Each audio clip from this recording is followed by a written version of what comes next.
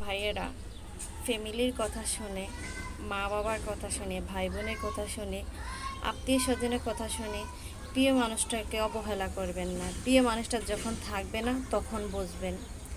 হ্যাঁ, আপনার ফ্যামিলি কি মানুষ হারালে বুঝবে না? হ্যাঁ, ফ্যামিলি হারালেও বুঝবেন।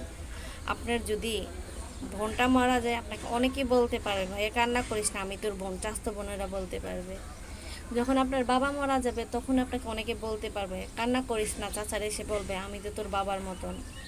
দেখা গেছে আপনার মা মারা গেছে, তখন আপনাকে অনেকে এসে বলবে কান্না করিস না, চাচিরা এসে সান্ত্বনা দিবে আমি আজকে থেকে তোর মা।